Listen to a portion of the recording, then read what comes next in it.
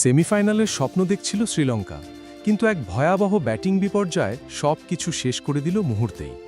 প্রথমে ব্যাট করতে নেমে শক্তিশালী ইংল্যান্ড ক্রিকেট টিমকে দারুণভাবে চাপে ফেলে দেয় শ্রীলঙ্কা ন্যাশনাল ক্রিকেট টিমের বোলাররা। ইংল্যান্ডের মতো শক্তিশালী দল মাত্র 146 রানেই থেমে যায়। এই স্কোর দেখেই আশা জেগেছিল আজই ইতিহাস গড়তে পারে শ্রীলঙ্কা। আজ জিতলেই সেমিফাইনালের দরজা প্রায় খুলে যেত আইসিসি টি20 ওয়ার্ল্ড কাপের মঞ্চে। কিন্তু রান তাড়া করতে নেমেই শুরু হয় ভয়াবহ পতন। শুরুর দিকেই উইকেট হারাতে থাকে একের পর এক। ব্যাটাররা কেউই ক্রিজে দাঁড়াতে পারেননি। ইংল্যান্ডের বোলারদের গতি আর নিখুঁত লাইন লেন্থের সামনে অসহায় আত্মসমর্পণ করে শ্রীলঙ্কার ব্যাটিং লাইন আপ। মাঝে কিছুটা প্রতিরোধের চেষ্টা হলেও তা বেশিক্ষণ টেকেনি। শেষ পর্যন্ত মাত্র 95 রানেই অল আউট হয়ে যায় পুরো দল।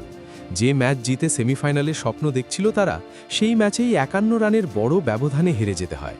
স্টেডিয়ামে নেমে আসে নিস্তব্ধতা, কারণ এই হার শুধু একটা ম্যাচ হার নয়, এটা ছিল স্বপ্ন ভেঙে যাওয়ার মুহূর্ত। অন্যদিকে ইংল্যান্ড দেখিয়ে দিল কম রান করেও কিভাবে ম্যাচ জেতা যায় যদি বোলিং হয় নিখুঁত। ক্রিকেটে একটাই সত্য, এক মুহূর্তেই বদলে যেতে পারে পুরো গল্প। আর আজ সেই নির্মম বাস্তবতার শিকার হল শ্রীলঙ্কা।